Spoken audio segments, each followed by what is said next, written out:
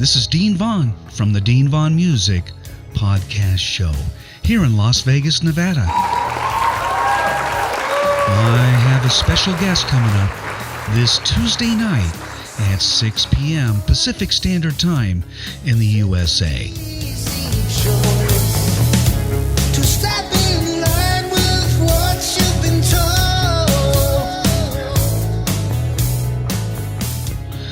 Drownagain is currently finishing up their second record and booking 2025 tour dates and will be announced during the podcast show.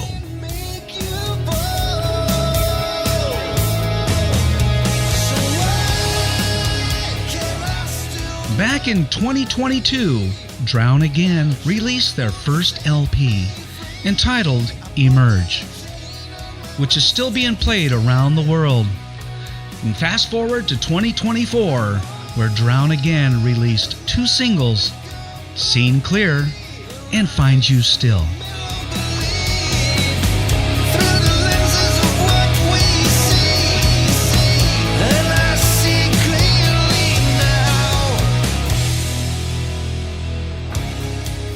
So please join me and Drown Again for an evening you'll never forget. And don't forget to subscribe and call into the show and talk with the band live on the Dean Von Music podcast show. And we'll see you there.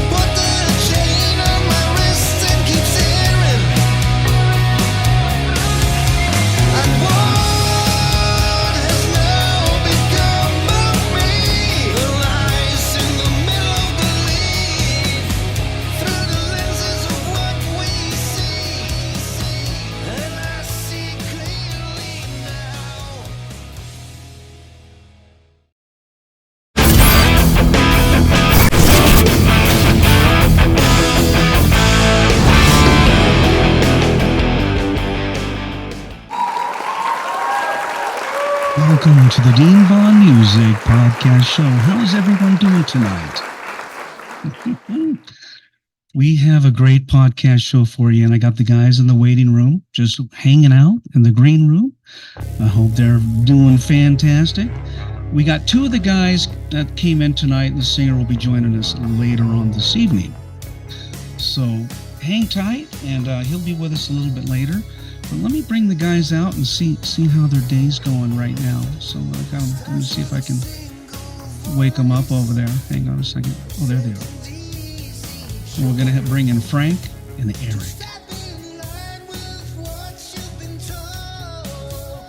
We got Frank and Erik from Drownagain. How you guys doing? Good. Thanks for having us. Absolutely. I've got a bunch of screens. I had a few technical difficulties just a few minutes ago, but I think I'm going to work them out. So how was your day out there, guys? How was your day? It wasn't bad. We come to this with some good news and bad news. We met with management this morning. We'd hoped to have our whole itinerary for shows and that we could deal with. It wasn't ready yet. So that's the bad news. We can't officially release those dates yet. I got you. Okay. The good news is I feel like the band is writing the best music we've ever done, which awesome. Is on the next album. We were talking about that this morning, and the stuff we're writing is just phenomenal. I'll bet. Now, I got a few songs that we're going to play tonight. All the songs are clear to play for the public? Sure. Yeah, absolutely. We got Find You Still. I believe I got Measures of a Man. Yeah. Mm-hmm. Measures of Man. Seen Clear. Yeah. Okay. I really like that one. I've been listening to all your songs today. The Raven. Yeah. Right. And I believe I got who's that? Oh, that's not your song.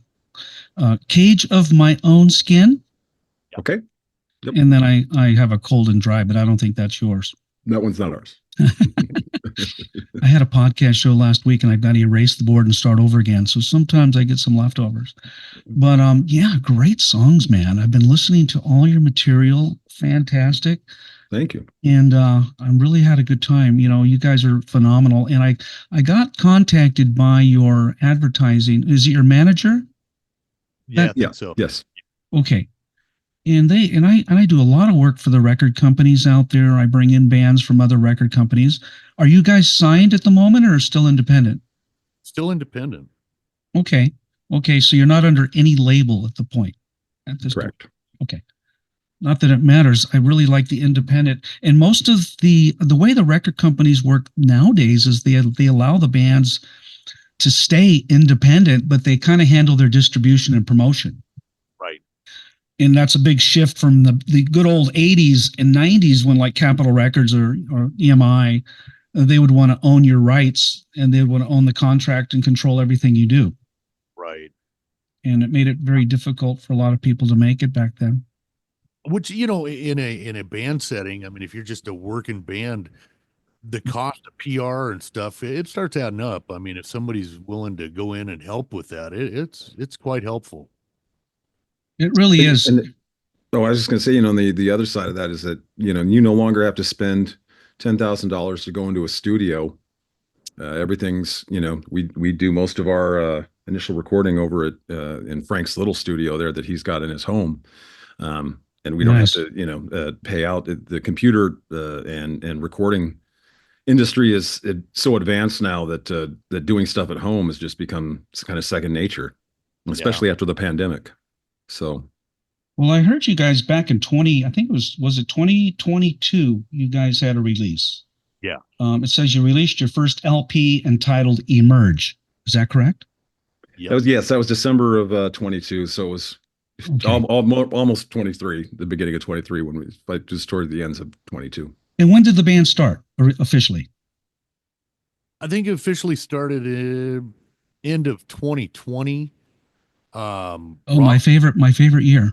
Right. It was 2020 was what sucked. a great year. I have a shirt that says 2020, and one of the 20s is a middle finger. Right. And I wear that son of a bitch all the time. Right. No, you know, Rob and I, we met kind of accidentally, I guess. We both have autistic sons, and you two are the fathers. Right. Okay, I was going to get into that. We got to talking, and previously moderately famous, or you know, has worked with some serious band members.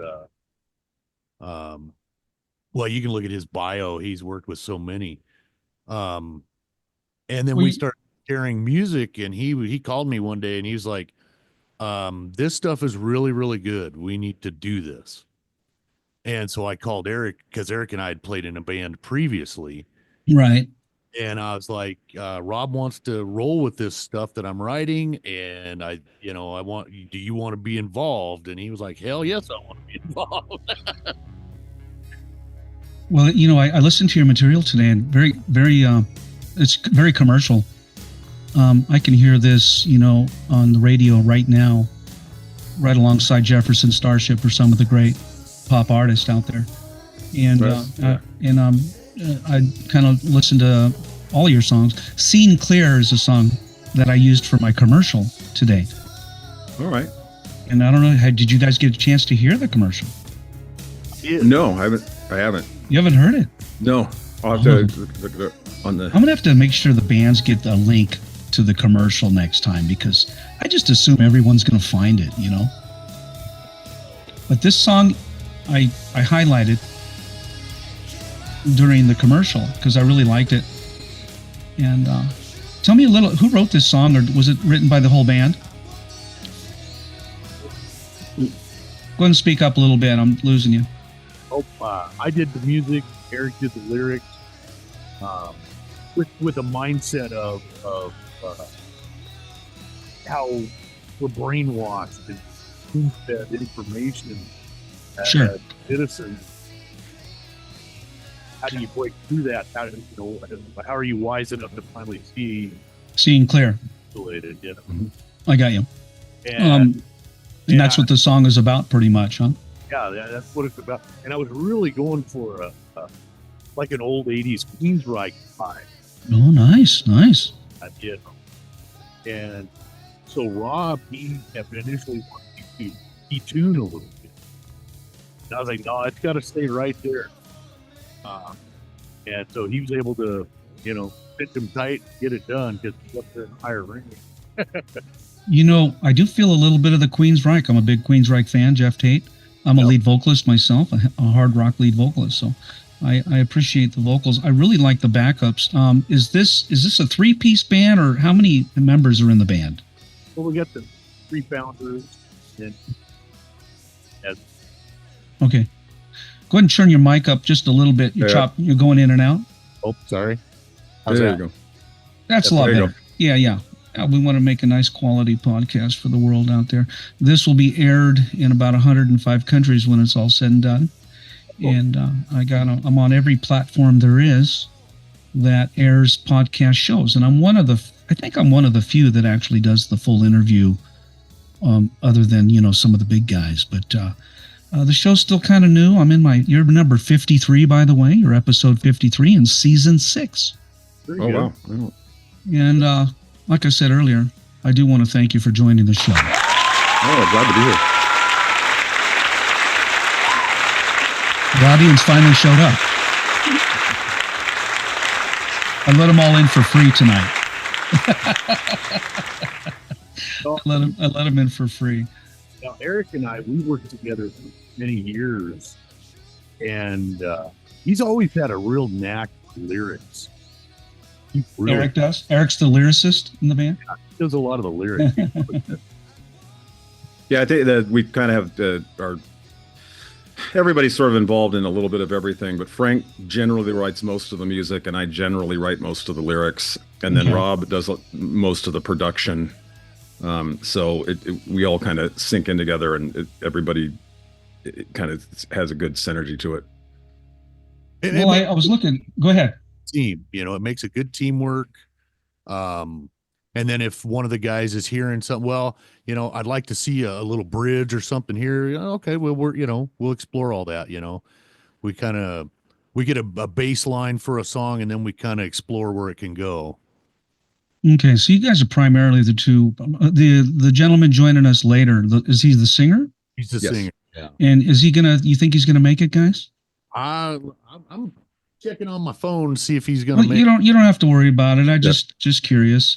This is about a 1-hour show, and anybody watching out there, we might get the lead singer might join in later. In the meantime, I do have Frank and Eric. And now going back, part of your bio says that you guys, a meeting of 2 dads with autistic sons while working on the project, and Rob Mancini, vocalist extraordinaire, and Frank Blair, guitarist and songwriter, formed a good friendship. So take me a little bit back. I don't want to read the whole bio, but take me back about that. You have autistic sons, and that's how you guys got together. Yeah, we were, it was kind of early in the COVID lockdown. My son is fairly musical, and so we worked on a little something. Okay. And then there's various chat groups and things like that. And I'd mentioned that he and I had recorded some music that day, there was a storm out, and we needed to do. And so Rob was like, well, send me what you got. And I didn't know who he was. He gave me an email address. I sent it over. And he gets a hold of me. He's like, you got lyrics? I was like, I had an idea, And so I sent it over, and he sent it back, and he sang it. And I was like, who the fuck is this guy? Because he is I was like, holy shit. Great. And then we just kind of started talking about it and became friends. And I flew over. He was living in Ireland at the time. I flew over and we worked on stuff. And he came out this way the next year. Okay. So it's just kind of one of those weird happenings that just meant to be, I guess. Well, you guys are good friends. Oh yeah. Needless to say, you both live in. Did you grow up together? You live in the same area? No, I mean now Eric and I do. Okay. Yeah. Rob was in Europe. Weird. It just happened to be one of those weird happenstance things that happens. And Okay. You emailed me earlier. I was talking to you. I think it was Frank, right? Was I talking to you on email? You said we're based out of Kennewick, Washington. Correct. And you said the singer, however, hails from Ireland. Correct. So we're kind of a global conglomerate. If you will. Yes. Well, that's cool because I deal with a lot with bands that are located all over the world. Yeah. In fact, a lot of my shows, the guys aren't in the same, area. So I'm kind of used to that. And it's great that we're able to bring you all together on these podcast shows, Right. And I don't know if you guys talk a lot together, but sometimes I bring everyone together. Go, I haven't seen you like in 3 months, man. How's it going? So I go, why don't you guys just talk and I'll come back 10 minutes, see how you doing. But are you guys stay in contact all the time? Yeah, pretty regular. And how often do you guys rehearse and gig? Now we're like I said, Eric and I, we get together most of the time. We Okay. practice a lot. Rob's probably more the professional in the band.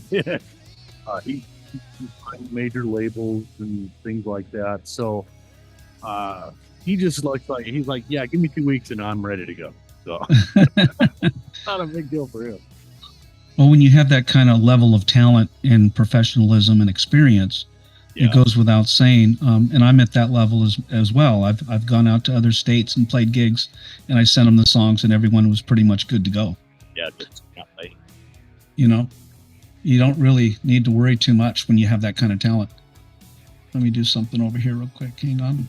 We got the commercial. No, going. we don't have any talent. We just have good looks. That's our. That's funny. Okay, You guys, I'm kidding. no, you guys seem like nice guys, but I don't really know you yet. That's true. Very true. No, we're totally humble. We appreciate that anyone even wants to listen to our music. Well, you know what? We should be celebrated. You're out creating music for the world, to the public, and you love. I'm sure you do it for the love of the music. Oh yeah. But at the same time, you're giving your gift out, and a lot of times for free. Well, yeah, absolutely. I mean, I think Frank and Rob and I are all. I mean, we're fans of music before almost anything else. And I live just to go see live bands and to listen. That if you look behind, I've got a couple of records. So you got the old vinyl collection. That's awesome. Yeah. Yeah. But I really love immersing myself in music, and being able to create music then is an offshoot of that love of the music that we have from the beginning. Well, that's pretty awesome. And so going back, let me pick on one at a time here real quick. I'm going to go back to Frank. Frank, when did you actually get interested in music as a young child even? So when did you get started? My father was a traveling musician. He was a country music fellow. Okay. And I started like packing gear into clubs and stuff at a young age. And okay. I was never big on playing country music, but as I got into my teens, I would go and kind of jam with the band a little bit. And, but at that time I was Metallica, Slayer, Megadeth, Right. And, but it was fun. It was fun. And so one day I was like, Dad, I need to play guitar. And so he wrote out on paper, like all the basic chords. And he's like, that's what I know. Have fun. It's not like today where kids got YouTube instruction. We didn't have that. It was all put the hours and hours in. Well, I was in a few rock bands. I don't know if you know my history. I was the lead singer for Danger. Back in the 1979, I was the lead singer-songwriter for Danger. Okay. And we, awesome. We toured and we played, and Guns N' Roses, Poison opened up for me. Motley Crue was kind of taken off. My friend Tom was in that band. And so there was a lot happening in the 80s rock and roll. You could call it the glam days or the hair band. And then it kind of slid off into, but yeah, anyway, that's where I come from. So I started a podcast show so I can talk to, other musicians and hear what it's like today. And if you went through the same roads I went through, I get to talk to a lot of the X generation and the baby boomer. And I think we kind of fit in that category a little bit. Oh, yeah. Yep. So you were talking about your start in music. So tell me what you've done. Who you play with? Well, so I've always because I've always enjoyed the creative side of me. Right. I never really aspired to do cover music and I get asked all the time to play in cover bands. It's like, I probably know 10 songs that aren't my own. Right. I just don't put any time into learning it. Because I'm with you on that. And it's kind of an outlet, So I've always aspired to original music and finding guys to write music with, play live shows that way.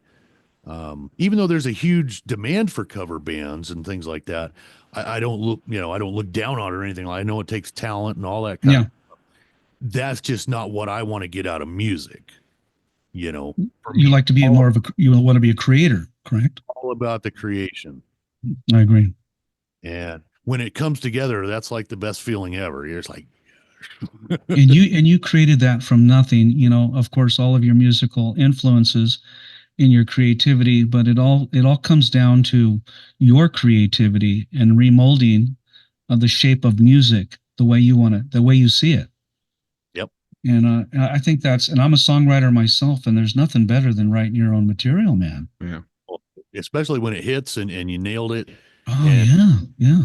Because sometimes I hear it in my head and I have a hard time finding what I'm trying to put out. And then when I finally find it and figure it out, it's like, yes. Isn't it an awesome feeling, especially when you go on stage and you look out and people are singing your song and you're like, I get it. I love you. I love you, man. Let me get over to Erik real quick. I want to just jar his head a little bit and see so your upbringing, Erik, when you were, a young child, and your parents real supportive of your music interest.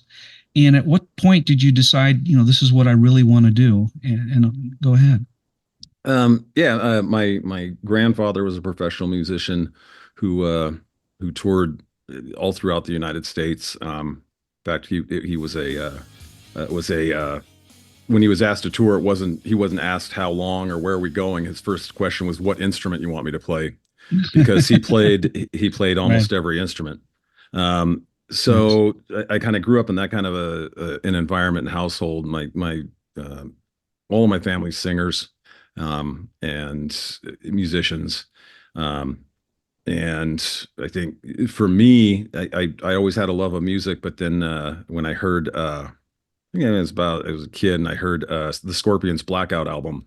Nice. That's what kind of turned me on to that's what I want to do. I want to do that because that album kind of changed my whole life and put me in a direction of kind of listening to rock music and wanting to be a part of that. And that's yeah. And it was shortly after that I got my first bass guitar. So, what kind of bass do you play? Just curious. I got several. Most of the time I'm playing on some of these. I like playing on these 80s Ibanez Roadstars. I find that they've got a very nice sound, and they're about a third of the cost of the Fenders. Yeah. And then if I happen to actually destroy one on stage, I don't feel so horrible about it. So you just lost $25,000 now. Exactly. So they got a pretty decent sound, and especially and quality, especially for the value on them. So I really enjoy those. I got you. Well, tonight we take calls into the show as well. I want to encourage anyone out there to call in and talk to the band. If you're listening to the show, you're on YouTube, Facebook, Instagram, Twitch TV, or even LinkedIn. If you aren't watching the show and you can hear it, or maybe you're driving your car, the phone number to get in and talk to the guys is 669. That's the area code, 669-444-9171. That's in the USA. 669-444-9171. And the secret code to get in is 702-927-2226. And that's 702-927-2226. And that's the secret code they'll ask you when the operator will ask you for that code.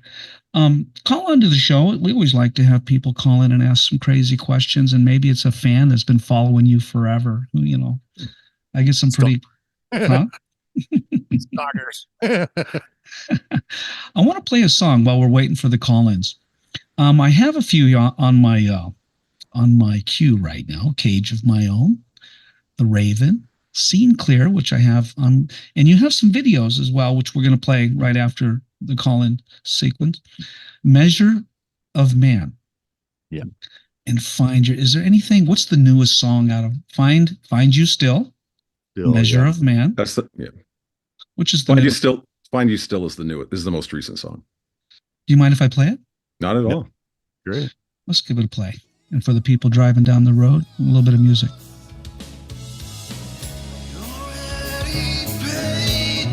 Can you guys hear it? Yep.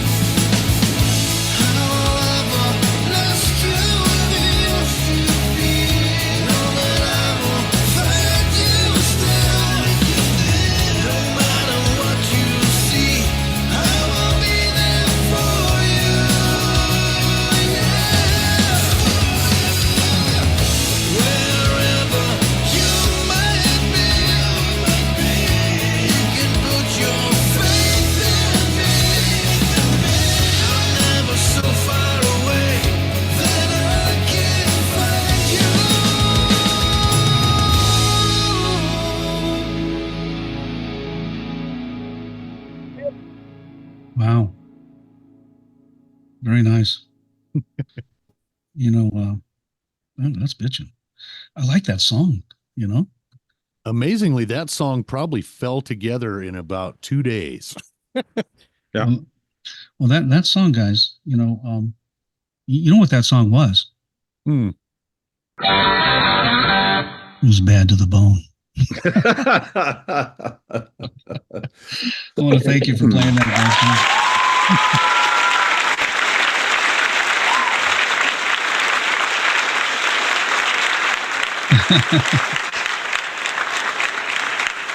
I'm looking over here at your EPK, the one that you have actually a live screen on that. You have a few videos out. I'm looking at Measure of Man, Drown Again, Mm-hmm. and then you have my eyes are getting bad. Measure of a Man. Oh, yeah, that other Measure Man is kind of like what behind the scenes what's behind the concept. Yeah, I got you. Wait, the making of. It says the making of. Gotcha. And so I'll probably want to play those as well. Yeah. Give people a chance to call in one more time for the people driving, may not be watching the show. By the way, you have a Sherry that chimed in, been watching you guys for a long time. Oh, nice. Her name is Sherry. Hi, Sherry out there. Everyone say hi to Sherry. Oh, Hello, Sherry. And she says, still close cousin Sherry. Oh, my cousin Sherry. Been listening to Frank play since 1980 something. She Yeah. says. He just keeps getting better. So proud of your talent. That's awesome. And Sherry, you can call in if you want. I got the number up on the screen for you. She is over on YouTube, by the way. And for everybody watching it, hopefully you found it. I run the commercial. I do a weekly podcast at 6 p.m. every week. And for anybody that is watching, you can subscribe so you'll be reminded of the next podcast show. And I need subscribers, so jump on in there. And it makes it real easy to, and guys, friend me if you can on Facebook and all the social medias, because I'll continue to promote you, after the show's done. Much appreciated. Yeah, and if you guys, yeah, absolutely. And I promote, I'm all over the place, guys. I'm trying to get this weekly thing going. It keeps me pretty busy because I got to do the commercial, the prep, and then I do the post edit. So I probably spend a good 3 to 4 days, maybe even 12 to 15 hours. And if it's amazing. You ever do in person, we go to Vegas a lot. So we'll be. I am going to do more in person. I haven't done any live yet. But if you guys come to Vegas, you got my email. Yeah. Let me know, and I'll if I'm free, I'll come down. I'll interview you guys wherever you guys are at. Wish I would have known. I was in Las Vegas last weekend. Oh, son of a bitch! What'd you guys do out here? Well, I was there. I went down to see Beat, the '80s King Crimson. With Steve Vai, Danny Carey. It was just unbelievable. So, where were they playing? They were at the Virgin Hotel. Oh, it must have been nice. Used to be the old Hard Rock. Okay. Oh, okay. So, yeah. It was a great show. Just absolutely phenomenal. They change venues down here like you're under. Yeah. They just tore down the Tropicana a couple weeks ago. Yeah, I watched that live online with them blowing it up.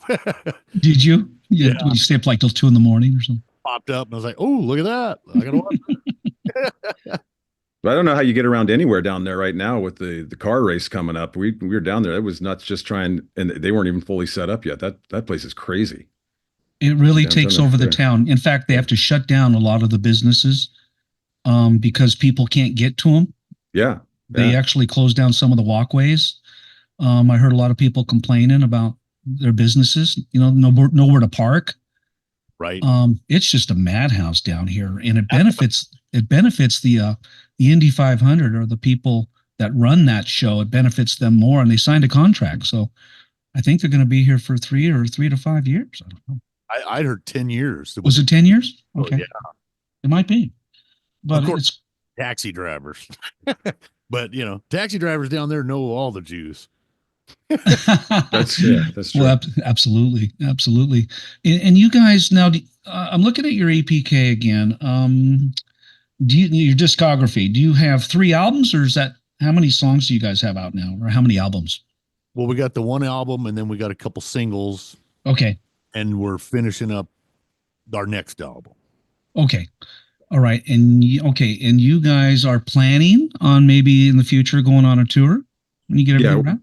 I think we're hoping for the spring, this next spring. Okay. We're either going to shoot for a run in the US or a run in Europe. Okay. And then in the fall, maybe the other one, kind of flip-flop it, but it'll kind of depend on what's available to us at that time. Yeah. Well, that's awesome.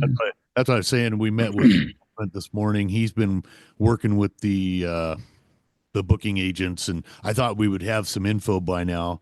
But he's like, no, I don't have it yet. So, well, that's some things. So good things take time. So they set it up.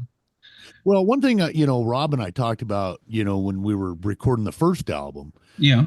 You had COVID lockdown. I was like, dude, there's going to be like 1 million fucking bands coming out because if to hibernate and form, and And so there, when they opened up, there was just a flood of bands.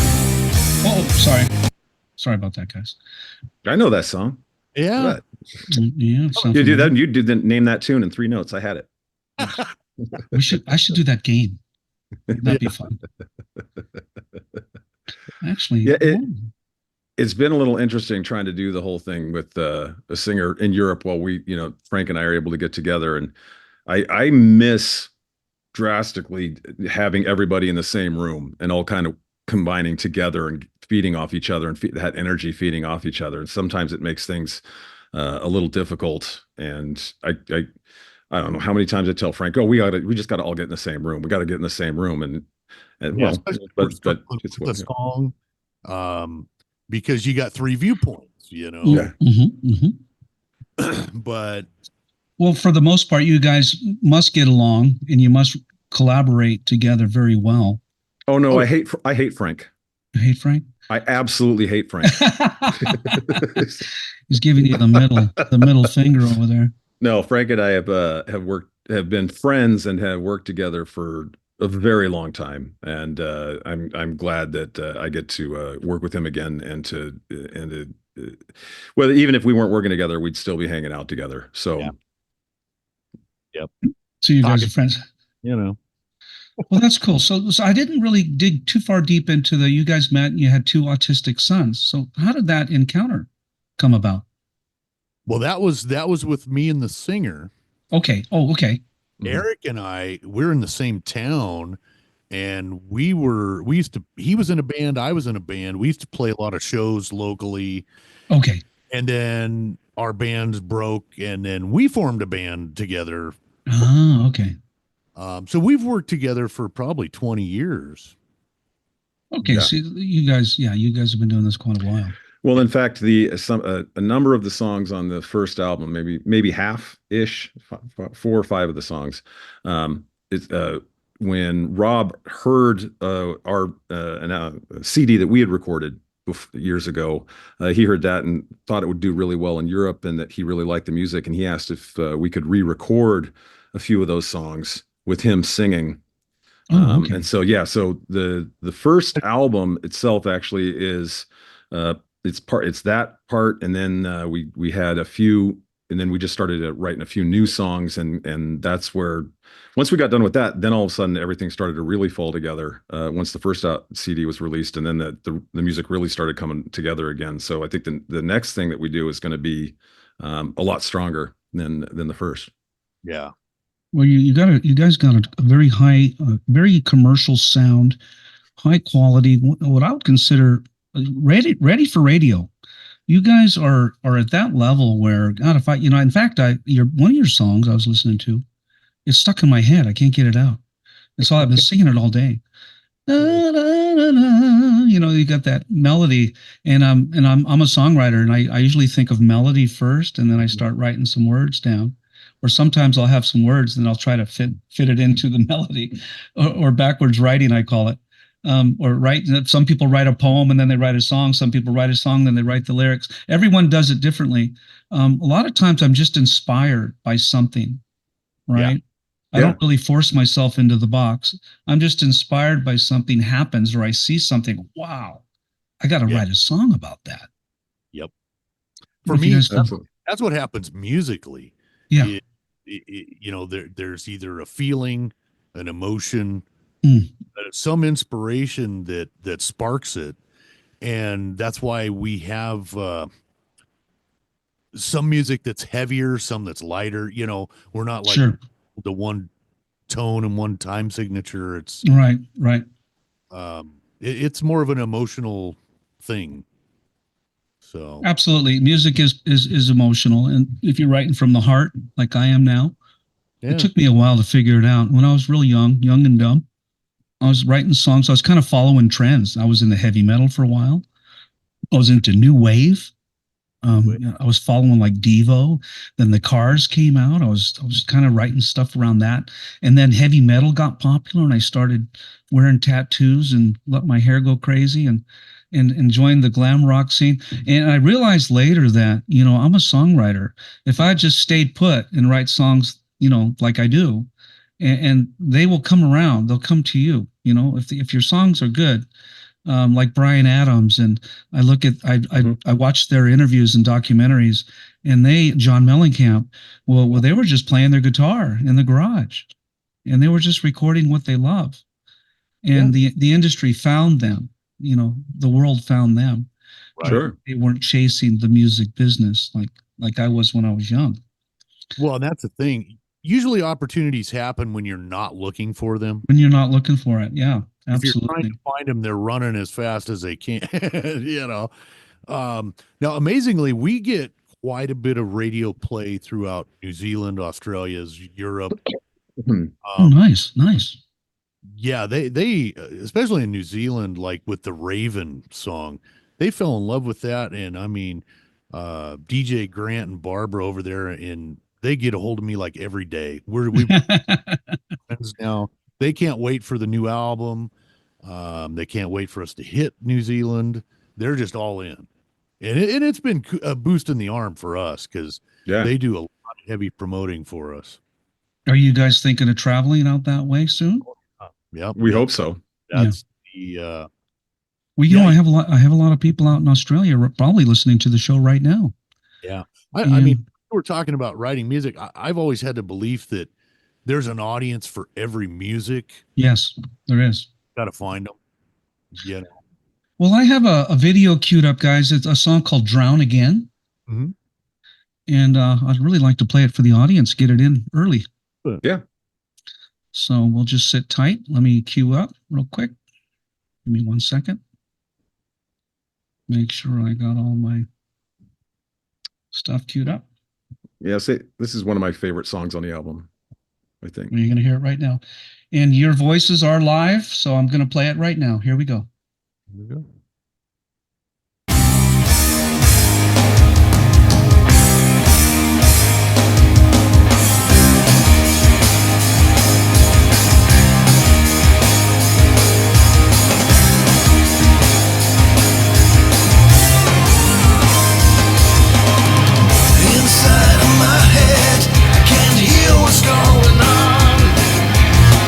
There's noise and confusion that keeps me in a fog.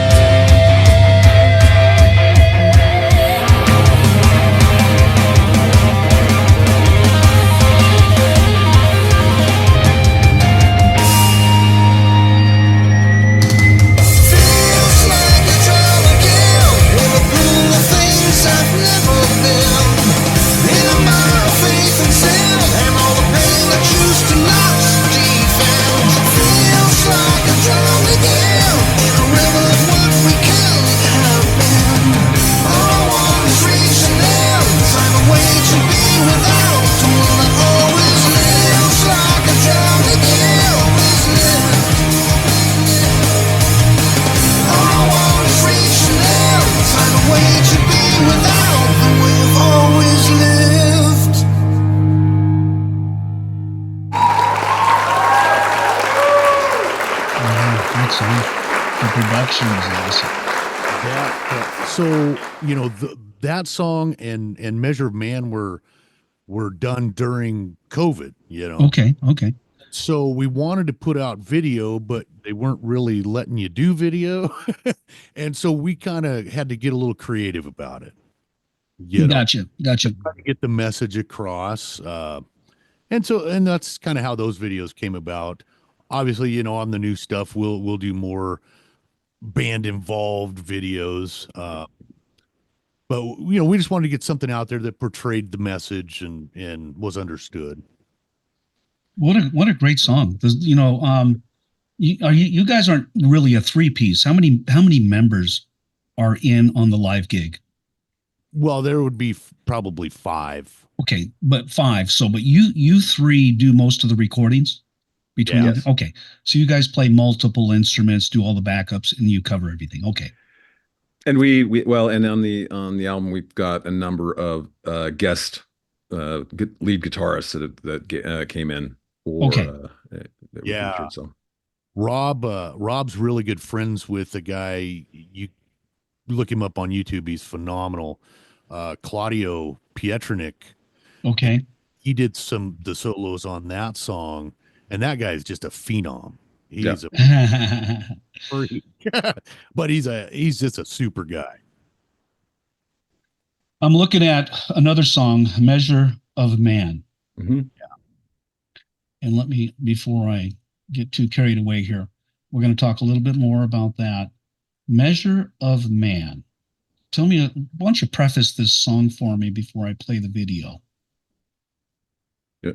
The song is actually, it's about dealing with death and loss. It's about, it's very close. It's kind of a personal writing of the loss of my father. Okay. And what he meant to me. And the song is taken kind of from the perspective of the person that's on their deathbed and the things that they want to try to make sure that they are able to say, in their final moments. Gotcha. Yeah. And so very close to home, this song. Yeah. Erik. And I really like that about you guys. You're really writing from the heart. Music tends to get away from us sometimes, but the best songs are the ones that are close to your heart, or the ones you got emotional over, or you wrote about an experience. I can't tell you how many people that the first time they watched that video were like, I was crying or I had a tear in my eye. Okay, audience, you heard that. Get out the wipes, get out the wet wipes. and get your glass of wine out and relax and watch the song. Relate, it's relatable. Yeah, no, well, everyone's had this experience in their life. Mm-hmm. Me a lot. I've actually had 2 dads and lost 2 dads. Mm-hmm. I lost my mom, and I'm just down to my brother now. Some nephews and cousins, but me and the wife are here, and we're having a good time, and we're enjoying life, and we're kind of heading towards our retirement years a little bit, but I still want to play. I keep telling her, I'm going to get on stage. I'm going to get back on stage, damn it. Yeah. If it kills me, because I can still sing. I sing probably better than I've ever sang, just because of the maturity, I guess, just being able to control my voice. So are you actively in a band right now, or? No, I'm not. No, I just talk to a lot of musicians, and everyone wants to play, and I just have to pull the trigger. Right. Yeah. But I am a lead singer, and I imagine you're in Vegas, right? I'm in Vegas. Oh, yeah, I know what you're saying. I can go down and play anywhere. I can pull I was the lead singer for Danger, Aftershock, and then No Stranger. Yeah. So Timothy Gaines played bass on my last project. Yeah, all right. Striper. Yeah. Timmy was my bass player between that last breakup of Striper, and then they went back on tour again. Right. And then Timmy got out. Now he's a pastor. Very good bass player. He's extremely good, and he's a very talented musician. He plays piano. Yeah. He's a singer. He's a songwriter, and he writes his own songs. Breakfast at Timmy's, I believe. Timmy's. Yep. Timothy's. Yeah, I know that one. You're a bass player. Of course you know Timmy. And he's still a very good friend of mine. Me and Tim were in No Stranger together. Okay. No Stranger was a kind of an all-star band of four players. I'm sorry. Joe Reggiatori, who used to be in Feather Stitch back in the 70s and 80s. He played with Van Halen and all those people. Tom Hardy was in the band Stormer. If you remember Stormer, Tom Hardy, they were opening up for Van Halen or vice versa. I think Van Halen opened up for them at one point. And he's a very good friend of mine. I talk to Tom all the time. And I just interviewed him in the old band Stormer. I brought them all back together again. Oh, cool. And then I had Billy Green, my real good friend, but he passed away. He was the drummer, and he was in a band called Grizzly. And then me, I was the lead singer for Danger, and I played in Cabo Wabo, San Lucas. Sammy Hagar invited us out to play. I did a 3-week gig. I stayed there for a month, came home and decided I didn't want to do Danger anymore. I was the lead singer for Danger, and I decided to go solo. And then I ended up playing with friends and everyone else, and then now I'm doing solo albums. So I didn't get back in another band after that. That's my career in a nutshell, kind of. Anyway, so I kind of got off track there. Sorry, guys. That's all right. You played with some greats. Absolutely. And I really have played with some of the best musicians that I could even fathom playing with. And going back to my early Aftershock days, I was the lead singer. I had a phenomenal bass player who stayed with me through Aftershock and Danger. Right. And then we played Cabo, and that was our last gig together in Mexico. And then, hard to be a good bass player, you know. I mean, you got to have a good bass player, man. Friends, homeless. Well, and Frank, you let me know if you ever find a good bass player. I know. Well, it's nice to see you have a sense of humor over there. I tell people that I am not a great guitar player. The guitar is a tool to write my music. You just took the words right out of my mouth. I have said that line 100 times, but let me tell you something. You are a good guitar player. Give yourself a little credit. Yeah, you may not be Stevie Vai, right? Or the rest of the phenomenal guitar, Eddie Van Halen, but that's not what we want to be. We want to be our own guitar player, right? Yeah. No, and that's the thing. I've always just viewed the guitar as a tool to write the songs in my head. Mm-hmm. If it needs more exceptional talent, I'll bring it in, you know. So what you're saying is if you want a crazy lead guitar solo, you might bring someone in on that. Right. And I feel the same way. Yeah, I mean, you know, I can solo some or whatever, but if it calls for some real tasty licks or something, I there's guys. Frank, me and you are on the same page when it comes to that, because I'm also a guitar player, but I'm not phenomenal. Not like the guys I played with. And if I have worked with other guitar players, and if I really call for that, you can bet you I'm going to bring them in. Oh yeah, for sure. I'm going to bring them in. But my last few songs I've done myself, and I've kind of done a little slower leads, the little more like Eric Clapton, the bluesy, melodic leads that don't require, all these crazy chromatic scales or whatever crazy scales are going on and fingers going 100 miles an hour. I'm just writing more melodic stuff that kind of follows the line of the melody of the song. Accent, yeah, it's accent solos is kind of what I call it. Okay, good word for it. I have another video queued up. It's Measure of Man. Yeah. And it's not the one where you're talking, it's the other one. The actual one, yeah. The actual video. So I'm going to go ahead and cue that up right now, guys. And let's play it. Let's get it in early, and then we got more conversation. Okay? Wait. Let me go ahead and share that sucker. Hold on one second. Here we go.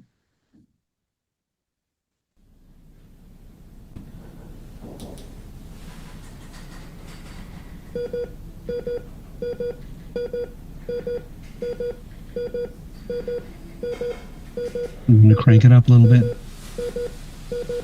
And your voices are live, guys.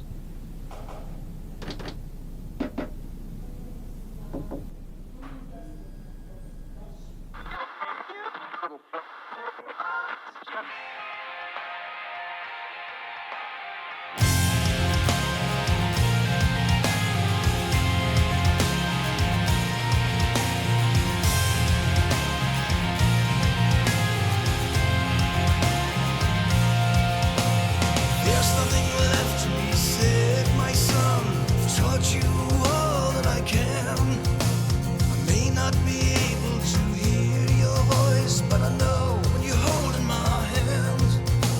And I feel you near when you're in this room, and I know that I'm not alone. I know that soon this pain will end.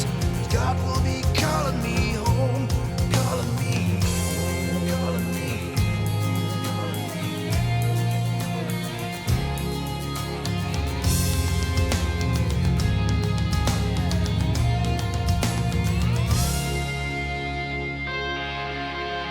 Loyalty, honor, and love are the things you need when you must make a stand. You need the strength of faith to believe. This is the measure of man. I'm not afraid of what lies beyond. I know my life will not end. You can't come now on a journey I take. See you again.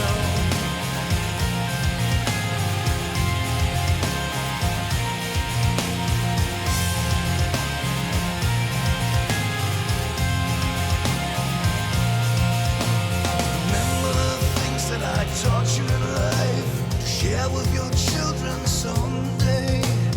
I will never meet them in life, but they will know me if you love them each day. And if you are just, and if you are kind, this existence was never in vain. Give something to those who never gave you, and I'll be remembered and more than just name, more than just name, more than just name, more than just name, more than just name.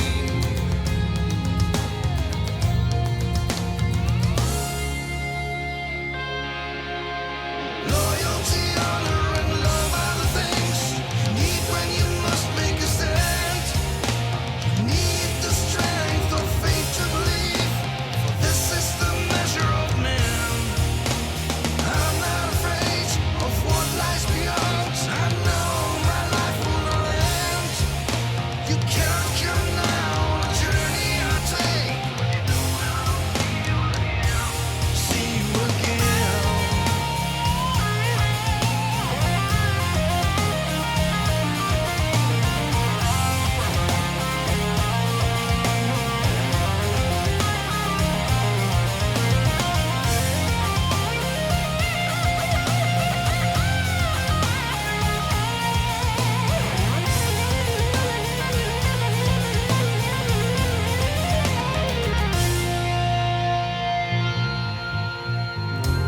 All things must come to an end. It's not the number of days, but how we live them.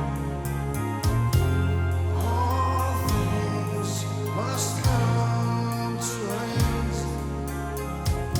But where will things something new begins?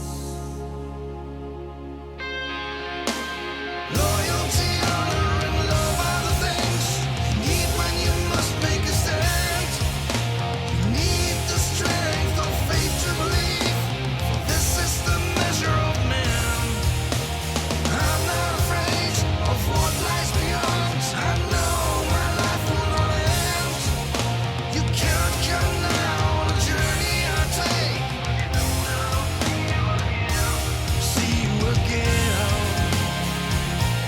See you again.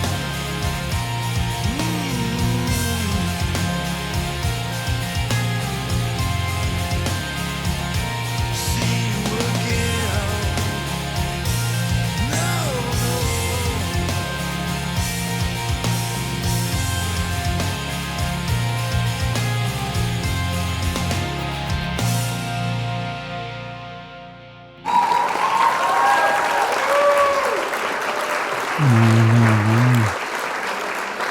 What a great song, guys. Measure of Man by Drownagain out of Washington, people.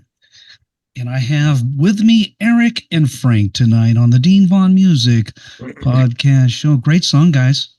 Thank you.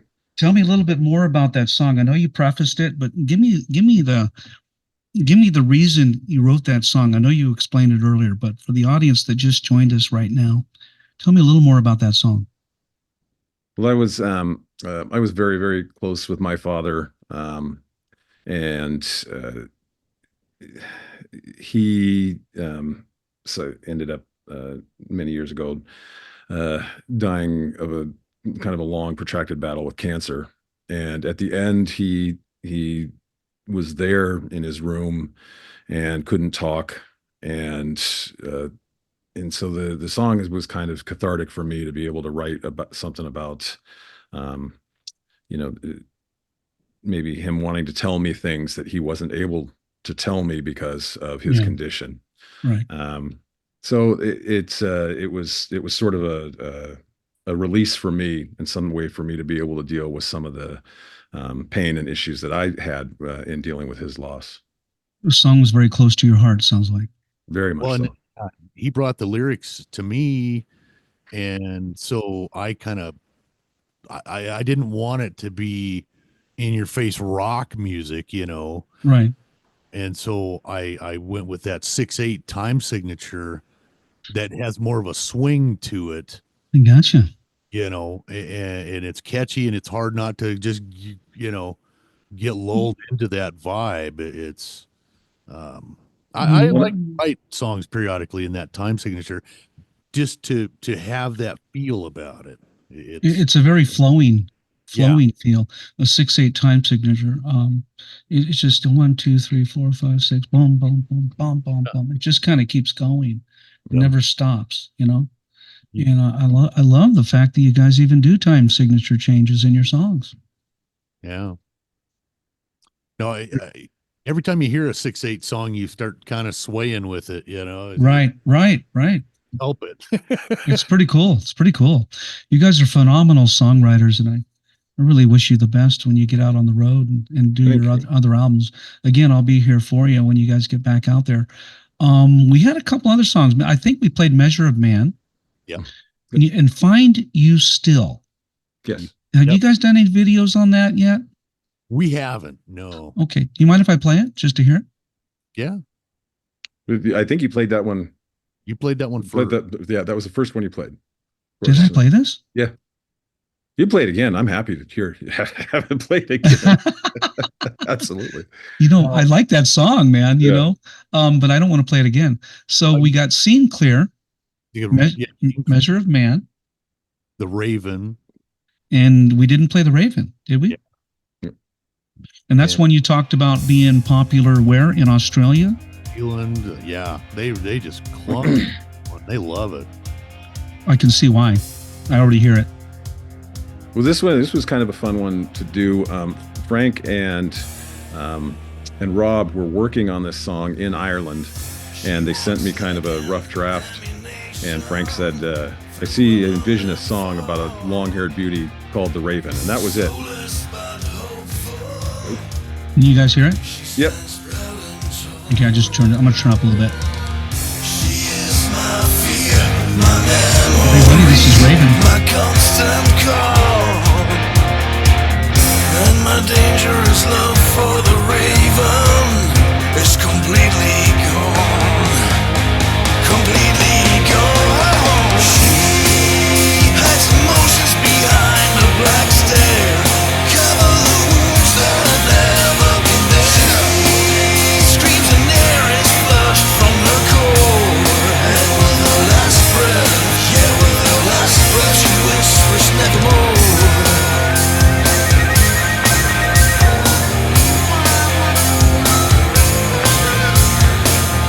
Like an armless statue, she cannot black the sun. A faded image of perfection. She loves or trusts no one. She quietly sings a siren song in a moment where she knows the world is wrong and my dangerous love for the Raven is gone. For the Raven is gone. She hides emotions behind a black stare. Cover the wounds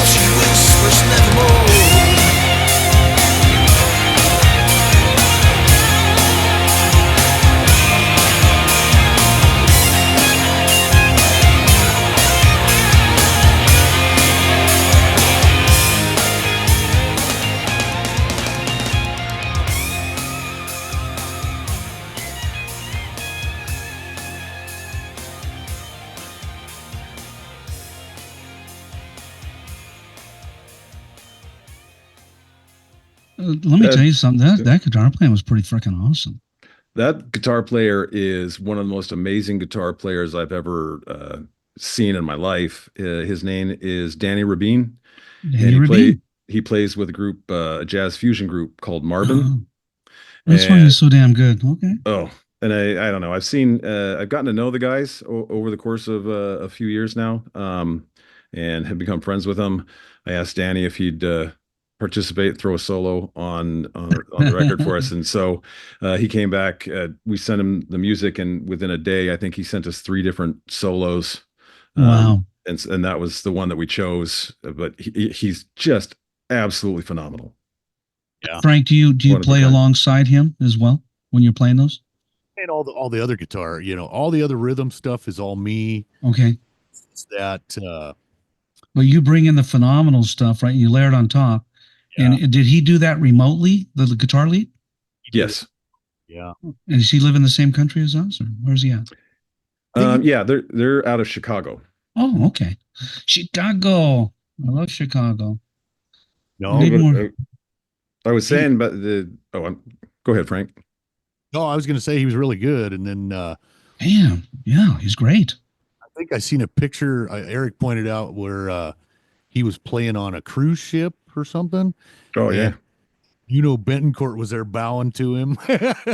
Wasn't that him, Nuno? Yeah, Nuno. He is bad to the bone. I'm telling you. Yeah, that guy. He's unbelievable. Yeah, he's fucking awesome.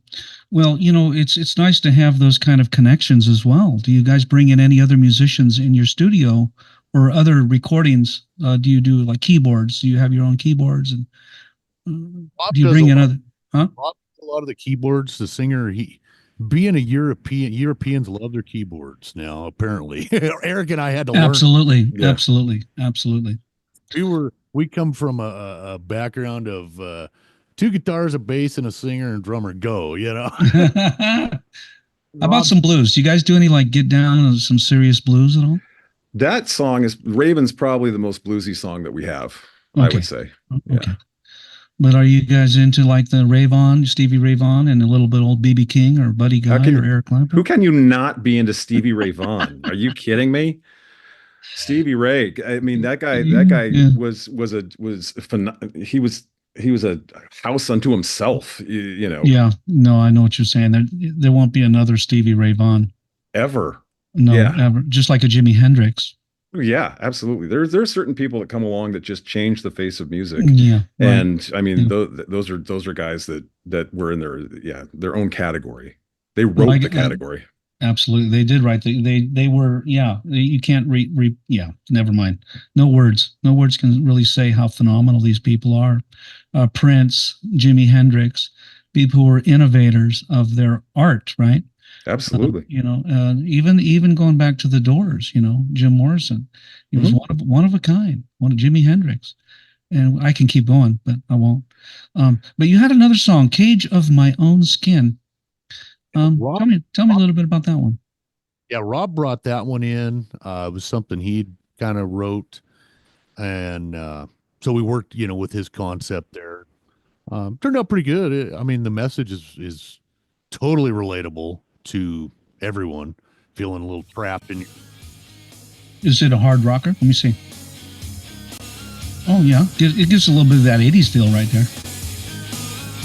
It definitely has more of that European vibe to it. That the European vibe is there. I got it. Let's play it. All the secrets that I keep behind this mask that looks like me. Day to day I play pretend. You don't know my suffering. Feel like drowning, I can't breathe. Drowning in pain that no one sees. Sinking deeper underneath.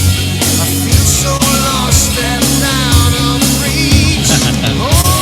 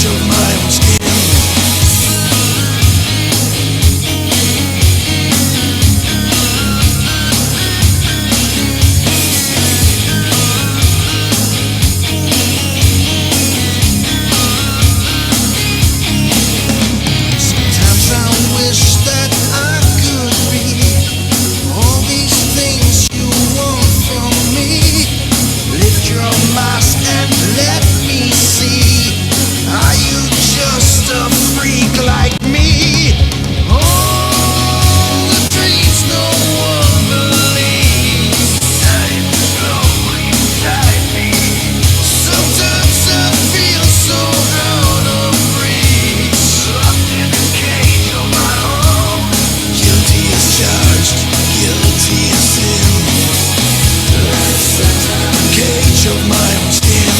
Dreams are born and die within.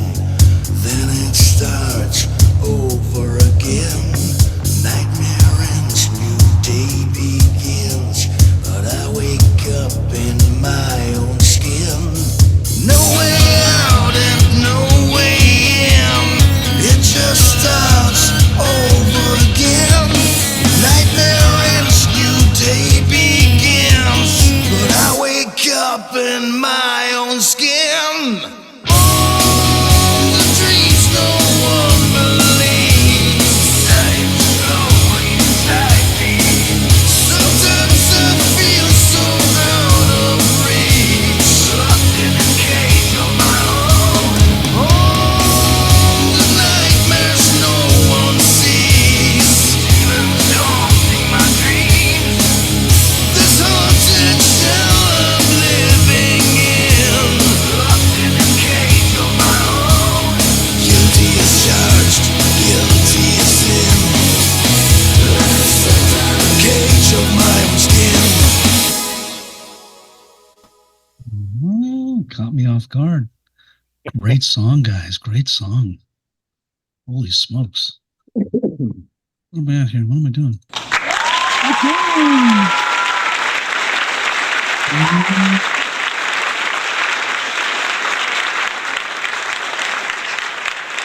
Wait a minute. That doesn't sound like real people. No, they're think- right behind me. They're right Are they behind. there? Yeah, I keep Okay. feeding them. I made like 100 sandwiches. I believe you. Hey, quiet back there. Quiet. You got to give them a little cheese once in a while. Keep them around. No, but that song really was. That song really was. Where's it at? I don't think. I It was really bad to the bone. I'm telling you. don't think we've put out a bad song ever. I mean, because we're pretty critical of ourselves. Well, most musicians are, most songwriters are, and I think that goes almost without saying. If you're out there playing music and writing songs for people and you don't give a shit, you really shouldn't be doing it. And you're not doing it for the right reason. Yeah.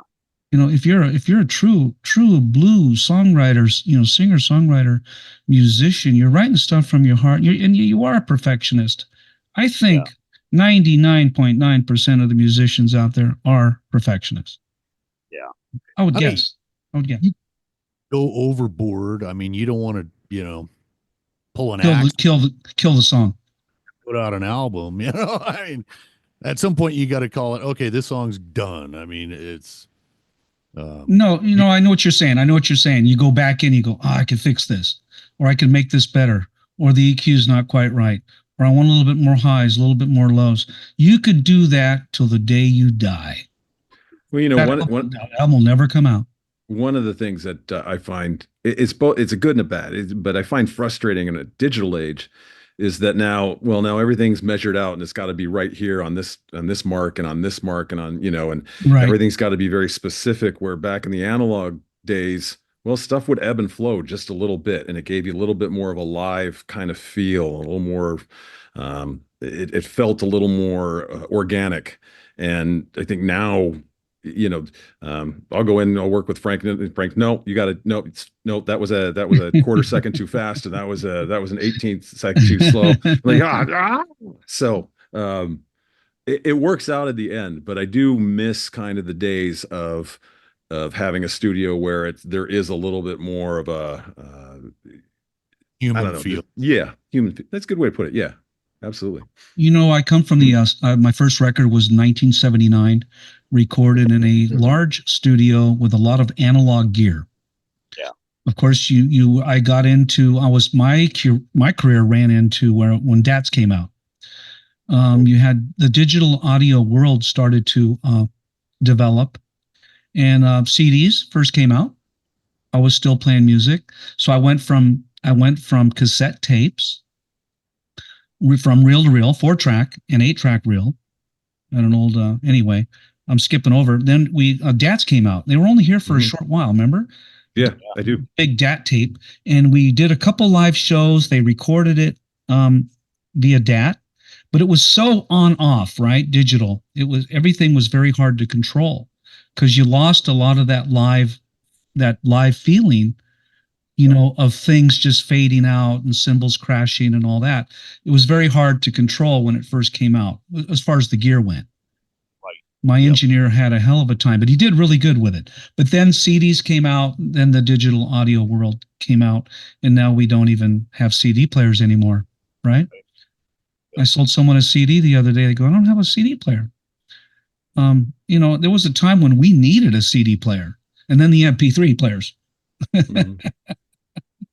And that's what we discussed that this morning in the management meeting was, instead of CDs putting out USB sticks like in a CD or, right. Mm-hmm. Nobody can play them. Apple came out with the little MP3 player. Remember that guy? And all the kids went nuts over it because it was something they could put in their pocket, put the headphones on and listen to anything. And then that evolved into now our phones. We just log in and play. And I do think when you're doing live shows and stuff, though, people want something. They want something that they can, a lot of times that the band can sign for them. And so a CD is an easy way to do that. Even if they don't have a CD player, people will like to buy CDs, and especially vinyl to have. I know that people will buy vinyl. They don't have a turntable, but they get it because of the artwork and because you get the artist to sign it, and it's kind of a cool. They want to collect it. They want to touch it, feel it, collect it. Absolutely. Well, that's the problem with the digital age. You don't have something in your hands that's tactile. You can just nothing tangible. Nothing tangible. Right. I know what you're saying, and we are going back to the vinyl age. Absolutely. You guys feel it? We're going back to vinyl. No. Are those vinyl? That's all vinyl, yeah. Holy smokes. I'm in my vinyl room. It looks like there's CDs, but they're a lot bigger than. Okay. It's I keep a room in my house that's just dedicated to just listening to vinyl. Is it climate controlled atmosphere? It's relatively so. We don't want any rain or anything getting. No, like that. I do keep a dehumidifier in here. And where are you guys at in Washington? Can you tell me where you're at so people know? We're in eastern Washington. We're in the desert. We actually live in it. So people think Seattle and the rain, and that's not us. We're the exact opposite. We're actually closer to living where you live in Las Vegas than than in what you'd think of as in Seattle. I didn't even know there was an area like that. I thought it was all wet. Big wine country out here. Oh, you got some grapes going on out there. Oh yeah. I'm gonna have to. I've been out to the island. Oh God, my nephew's on a naval base out there. Seattle, Washington. Mm-hmm. What's it called again? That little island? Bremerton. Is that where it's stationed at? It's gosh darn it! It's right across from Sleepless in Seattle. They did the movie shoot out there. Bainbridge Island? No, not Bainbridge. It's right next to Canada. You could see Canada from across the way. If you go down to the coastline, you can see. Well, I went on a trip to all the islands out there. Seattle down that way, but it'll come to me in a minute. Anyway, my nephew flies jets. He's flying the F-18. Oh, nice. He's an officer in the Navy. I'm very proud of him. And he's been stationed, I think, in Japan. They built us a beautiful naval air base. And he's probably on the ready as an officer or lieutenant in the Navy. He's like Top Gun. And he always used to like to play games when he was a kid. And now he's a fighter pilot. Pretty incredible. Oh, yeah. We need more kids like him. And he enjoys it. He enjoys it. He loves it. Probably going to head towards wrapping up. And I know it's getting late out there, guys. What are you, Central Time or you? Pacific Time. Oh, you're Pacific. Mm-hmm. That's right. We're on the same time zone. Yep. 7:26. Hey, I do got a good question for you. Yes. You were an 80s kind of. So I was in Los Angeles recently for see David Gilmour at the Hollywood Bowl. Okay. And spent my friend and I ended up spending most of our time after the shows at the Rainbow Lounge. I know the Rainbow. That place was incredible. That was the coolest place we've ever been to. We just wanted to live there. It was that fantastic. Your first time? That was our first time there. Yeah. So I used to play there every week. Food was great, and had just a wonderful time hanging out there. I didn't know that. Was that recently? Just yeah, curious. that was very recent. You know, I haven't been to the Rainbow. I mean, I'm sorry, the Troop. Was you talking about the whiskey? No, the Rainbow Room. We also went to the whiskey, but the Rainbow Room just down from the whiskey. When everybody's got a story from all the '80s stuff that after the show ended, everybody ended in the Rainbow Room, and somebody always did something stupid in the Rainbow Room. In every autobiography you read or biography you read. Well, yeah. The Rainbow is where I spent a lot of my time in the Rainbow. I got thrown out many times. Yeah, that place is great. It is great. I used to tour down in L.A. We played there. We were the house band at Guitarist, and I played the Roxy and the Whiskey, and then of course I always ended up at the Rainbow. And the pizza. Did you have the pizza? We did have the pizza. It was great. It was absolutely fantastic. They have the best damn pizza. They also had the best mixed drinks I think I've ever had. They were really good. They will knock you out. Yeah, they double up. They were fantastic. I'm glad you got to go down there. You know, you can't go to Hollywood or Sunset Boulevard without hitting the Rainbow. I agree. And so if I ever get back there, that's the first place I'm going. Yeah. And now look up, write it down. There's a place called the Saddle Ranch. The Saddle Ranch. Okay. Have you ever heard of it? Nope. You got to go there. You got to go there. I'll tell you why. It's right up the street. I think it's the next one up. Right up the street from all the craziness. And they have a bar with the bull rider. They got the bull. Oh, okay. And all the girls are wearing like a country, Western, little thong and a skirt, and everyone sits around the outside of the building, and they have these two acoustic guitar player guys that run around and play songs for everybody. Oh. And of course, me being a songwriter and singer and crazy man, I grabbed the guy's guitar and started playing my own songs. But it's a really great place to go and party, and it's outdoorsy. There's loud music. Lots of people. You'll run into tons of celebrities there. I mean, it's just, it's called the Saddle Ranch. Okay. It's in Hollywood. I haven't been there in ages, but they have the food is off the hook. The big giant Italian sub sandwich. You got the fried food. You got it all. Well, they have the fire pits are out at night all around the building, like 20 fire pits. And the big screen TVs are outside, and people honk and people go crazy. It's just nuts. That whole place was great. I happened to be there on Halloween, so it was especially nuts. It was fantastic. Halloween goes off the hook in Hollywood. Yeah. As well. So anything that you want to tell your fans to be looking out for, any new music? I'm going to start heading towards wrapping up for you guys. Sure. Is there anything you want to say? Well, just stay tuned. We got some amazing stuff in the works. I feel it's the best stuff we've wrote. Okay. I'm very proud of the stuff that we're going to be releasing next. Very proud of it. So everyone look out for Drownagain. They're going to be coming out with some new material, and they're just really getting fired up, it sounds like. And as soon as all their material's together and the tour starts to hit, I want you to go out and watch them, buy the albums, go on Spotify, YouTube, iHeartRadio, wherever their music is at, download it. You guys have it up on iTunes as well? Yep. Okay. And I'm still looking for my favorite song. I like this one. Cage of My Own Skin. Yep. So I'm going to get ready to head out, guys. I'm going to play a little song, and then we'll go ahead and fade out. Stick around. I want to talk to you a little bit after the show. Sure. Thanks for having us on today. We appreciate it. You're absolutely welcome, and I want to thank you guys. Where am I at? Oh, gosh. These advertisements are out of control, They block my screen. But I want to thank you guys for being on the Dean Von Music podcast show. Thank you. And sharing your music with the world. I really appreciate it. And I'm honored to meet you guys, by the way. So let's play the song on out so people can enjoy it. Good night, everyone. Good night, all.